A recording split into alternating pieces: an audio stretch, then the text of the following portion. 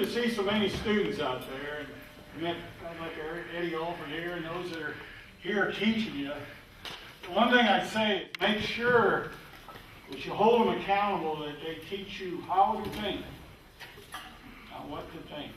And I think there's a lot of information out there. What I'm going to do as quickly as I can today is to move through this and kind of look at some perspectives. I grew up in the Midwest, and I'm an old farm boy. I herded cattle with an old Buick. I wasn't a real cowboy. I hate to say that, but it's been a half century since I came here as a graduate student. So a long time. Never been out in the sun too long. You can judge for that after we're done here today. But I looked a lot at grazing effects on fishes amongst, wildfire, any land management activities that can affect these fishes. So I want to look at kind of three perspectives and kind of throw some data in behind these. And they're right here in front of you. But I think as I look at what I know about grazing fishes, and more importantly, I guess that goes more than what I don't know. But you got to have data. It's good to have data. And I saw that this morning. Like Nancy, I see Bill Miller. You got to have some data. You got to start there. Otherwise, you got to be careful. There's going to be a lot of people out there with opinions. As far as grazing, that's a pretty complex looking thing there. It's kind of designed that way. The important thing is a stream is a continuum. The water's running through it. We got a fence here, and we got a fence here, and there's a lot of problems. The channel types are different. This is the Rio de las Vacas in northern New Mexico. This time when I started this, it was basically montane streams and influence on trout populations. So this is kind of what it looks like up in that area. I say A, but it's probably A to B type Grazing channels, and then down further, and then the C-type channel, and we got some livestock in here. Now, what I should point out, this is the lower public ungrazed area, and the upper one area on that complex slide, which we don't want to go into very much more, was a grazed public area. In between, we had private land. And here's the fence line contrast. We've all seen this. That looks good there, that looks bad there. Good for fish, bad for fish. But we found out garter snakes do better than other things. But I'll just tell you that toward the end of the study, we went into this area, and these two areas were not much different. Of the species I looked at, there's Rio Grande cutthroat trout, there's brown trout in there, but these two here were in most abundance. So I'm going to show you a little bit on some numbers here. You got to have some numbers. Except for this year here, you can see the increases in the grazed areas. And the same thing here, almost, all of them. So it looks like of these two species, not trout species now, cypriniforms, they don't have an adipose fin. But you can come to some conclusions if you wanted to, and that's the reason that fish do better in grazed areas, if you don't want to refer to stream channel type. That seems to be very important. And just fences and grazing, that you can see it. It could be very important for some birds and stuff, but these fish can move, of course, in and out of these areas very rapidly. And that's not even accounting for these things there. We got a lot of stuff going on in the watersheds. And drought, wildfire, that's a whole other topic. I mean, you get a wildfire and you take watershed, and you all know they're becoming more and more abundant. So there's a lot of things going on, drought, of course, and then the summary is maybe these systems are more complex than we think sometimes. We try to simplify them, than we really think they are, but we may not even know how to think that way. So, being a researcher, I kind of came away from that, wrote a paper on design considerations, all the problems, what I think you needed to do. But then, I went on and looked at rivers. And that brings me to my second perspective, is getting right close to the time of the World Series. But, we have been hitting Mother Nature hard. There's a lot of things out there. But what I want to show in some of this data next is that, indeed, nature does bat last. And so I began to look at, in 94, after a large flow, the Verde River, in 97 on the Gila River, this is up the Gila River, and began to look at these in comparisons. There was a couple areas that had grazing removal. Most of you are familiar with the Southwest. There's the Upper Verde, the upper Gila. And on the upper Verde, for 19 years, we finally missed this year, but there's 7 sites. That's on the upper 30 miles of the Verde River. There's some interesting stuff going on there yet and talking to people. And the key thing is we need water. You see Sullivan Lake? That's a sediment-filled lake. That's 2 things. At the headwaters of Verde and the headwaters of Gila, we don't have dams. And let's hope we never get any. This is the upper Gila. These reaches, there's your distance. So, there's quite a few kilometers there. We started in 1997 and looked at about 17 sites. But we really, there I'm going to talk about today, is right in the Gila Cliff Valley. And these are some of the fishes. As Janet well put it, you got this listing there. It shows what, I count about 20 species. And you think those that aren't, the big river fishes. The diversity of them here in the Southwest is not great. If you get into Mississippi River, Missouri River, those like that, you can have, or even smaller rivers, say comparable to the Gila, you can have 100, 200, 300 species of fish. So diversity is very low, but to get 2 suckers here, round-tailed chub, these 2 are not listed currently, but give them time. And this here is the little, we commonly call the daces, or the dicky fish. They're very small, short-lived, live a couple years. And so they, you get droughts or you get a modification, they cannot make it through. And then all the introductions for up here is bass, the catfish, the sunfish. For sport fishing, you've got biological control, mosquito fish, and red shiner. One of the big things, I think back to Bill Miller's talk, I'm just thinking, there's your space there, and there's your time. And it's a real problem. So this is a tremendous impact. You really got to look at that. That's kind of old news, but when you're looking at grazing impacts, make sure you consider that. Okay, hydrologic regime, geomorphology, these are kind of Mother Nature things, obviously, and then we got the activities of man. They're highly episodic, I think, and Nancy's talk about the variation, that was so good because it's really talking about what can happen here. It's reality for these fishes. Feast and famine, flood and drought, a lot of variation, and then don't forget this, it's been superimposed on it. So these floods happen very quickly. There's Fossil Creek and the Verde River down from the Perkinsville Bridge. It happens very, very quickly. These, I think, were the same time in 95. But these are superimposed on some major geomorphic types. This shows the Salt River, and there shows the Gila Cliff Valley. Broad, alluvial valleys. And here, when the force of that flood comes down, can do one thing. And that's the algae pool here, ripple in between the pool. Whereas here in the Gila Cliff Valley, it's somewhat different. And streams can vary from one type to another. And then, of course, the diversion. This is that brings water out from mine in the Gila Cliff Valley. And then, of course, if you're aware of this, in 1911, Roosevelt Dam, it doesn't look like this anymore. That's the first Bureau of Reclamation dam in the Southwest. And then we have, of course, a series of them below, the Colorado River, the Gila River, lots of dams. And what we had from about 1900 to 1990 plus the turn of the century, that shows the river modification is almost 75%, about 1,700 you see, of 2,300. So we really changed these habitats. Man has been hitting Mother Nature hard. Okay, and then these are the fishes introduced over the last century, same time period, that's 100 up there, and then these are established, about 50. So we've got a lot of non-native fishes in there. So just quickly, again, we look at these 6 sites on the upper Verde, 6 sites in the Gila Bird area, or just 7 up there, there's 6, and both of them had livestock removed for, at that time, about a decade. And both rivers have the same Gila River fish fauna, which I showed you, and then finally both were sampled with the same methodology, so looks good for research. It's going to work.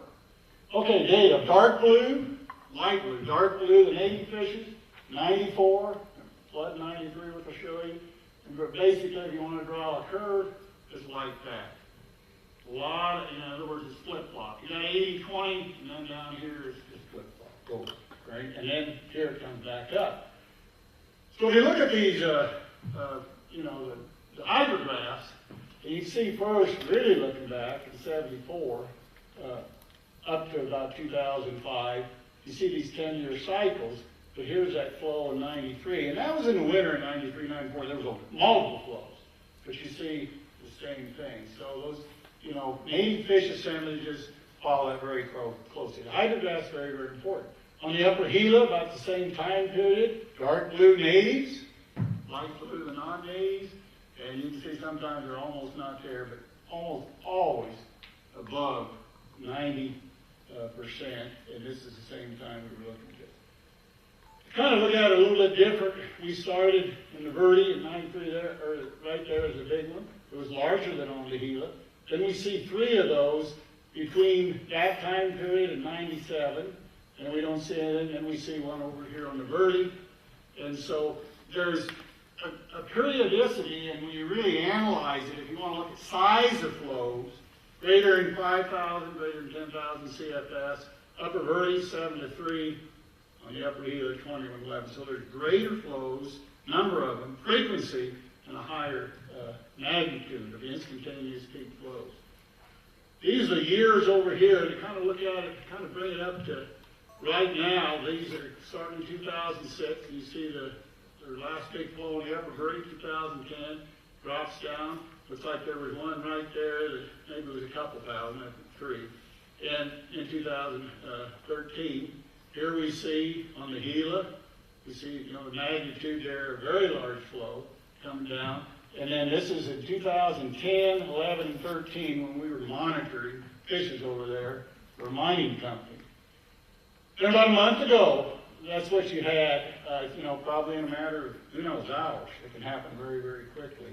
You had the flow go up to almost 28,000 CFS. So a very large flow. If you look at 2 native fish species, again, look at the flows here on the Gila, and then you see the same thing. They monitor those very, very closely. The fish, if you look at the habitat, it looks pretty good. The substrate is pretty much the same, the flow depths and velocities, but it needs that disturbance. I really think, I should mention sometimes, I think, although we don't want somebody to come in here and disturb us, man is not a very good disturbance species. The fishes, southwestern native fishes, I think indeed they are disturbance species. They need that. But one thing I can tell you, back to the climate talk, I was talking to Jerry Beverly this morning, if that water goes subsurface, I mean, that'll do it. We don't worry about grazing. We don't worry about all the population in the upper Chino Valley. That's what's going to happen there. What I would say, I'll go out on a limb here. I wanted to get over before this talk and run a saying, but we run out of time. I think these fish populations, these 2 species, are going to really go up. Because what's going to happen, I call basically resetting the habitat. Loosens the substrate and creates diversity. I've heard that this morning in Dave Brown's talk. Diversity. Diversity. Very, very important. That's a Roskin D-type disturbed channel. Not good. But don't tell that to native fishes. You ain't got a glide run here. That's where spike days are supposed to be. We're not finding too many of those up here. Low gradient riffle, also high gradient riffle. We get low Chino over to Mexico. And chubs and suckers are down here. So that's what it looks like. To kind of bring this in, you know, to show you comparable shots. 96, 2000, go on the Perkinsville Bridge, you can go at any time and look right now. But this is a low gradient riffle. And that's the number of speckle days we took in 96, 2 years after the flood. I don't know what was in there. Well, I should say, we had a large flood in 93 and another one in 95. But you can see the change in habitat. These fishes have a real high site fidelity with substrate and velocities and depths. And you find this stuff, it's very, very good. Thanks, John.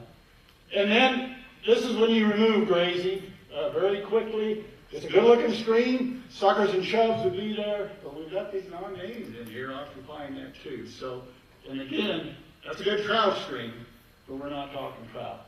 So there's a lot. Basically, if you look at these kind of quickly, you see decline, non-natives predominate there, decline, and then over here you get an increase. So it was. The 2 rivers are different. You just can't compare. But one thing here is grazing removal. In the absence of flooding, benefited non-natives. There's a lot of variation. And but I probably want to take a message right here. Just because you do riparian restoration, which is good for birds, you saw the list of birds. I believe in multiple species management, but it doesn't really mean that automatically you're going to get benefit fishes. And finally, one last perspective. I think this is the one that really comes into me. As students, be aware of this one. Really be aware of it. You know, we're looking for truth out here. What is the truth? How do we manage it? And you can see it frustrates people that work within an agency. You just heard Janice talk, and it's very... So, you have... I got hit by this once, a group of thinkers, when I wrote the paper on fish and grazing relationships, the facts and some pleas. And I got hammered. And it may be that people have their agenda, but then, you know, that's what the pursuit of knowledge or truth basically comes to. So you got to be aware of that. There's a litany, the group thinkers, conventional wisdom. You really got to be very much aware of that. Think for yourself and ask questions. And maybe more like Jan was saying, don't yell. My wife always says, talk quietly, look them in the eye. And that's, you know, that's the intuition of the woman. But it's very, very important, you know.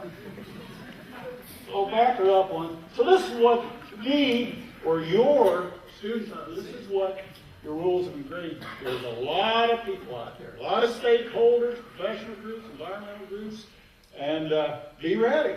And that if you have something you're clinging to, and you can base it on some fact and data, put it out. But if you got an opinion, don't be, you know, don't use the philosophy, reverse my first perspective. Without opinion, you're just somebody with data. Don't do this. You know, this is a kid's game. Tic-tac-toe, connecting the dots. Be careful. Because of this, cause and effect, it's this. It's this. You know, it happens it's not that simple. A cow in here affects this fish. Even a hoof print can affect this fish. Fence line is going to make a difference. Not necessarily so. You have to look at these other factors. So, it's really, perception is reality. I mean, you see faces. A lot of you out there see faces, but you can see two faces. So you got to be careful. People have a perception, and listen to it. If it's based on data, it's probably good. And if you really get in trouble, call Nancy. I think we can all sit around a campfire. But listen, she had data. She had data. And this global warming, climate change is a reality. And some of the stuff she shows, it's not going to bode well for native fishes.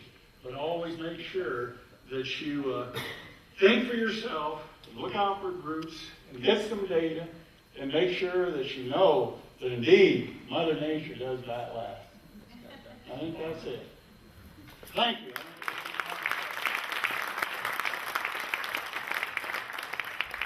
We have time for one question. All right.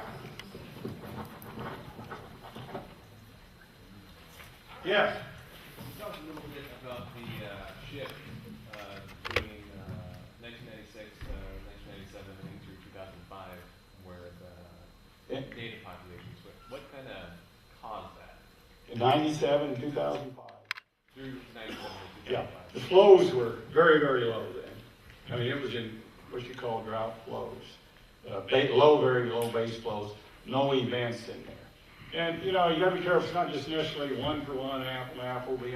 And the more of that data you get, but this is why this one on the GILA just a month ago is going to be real important.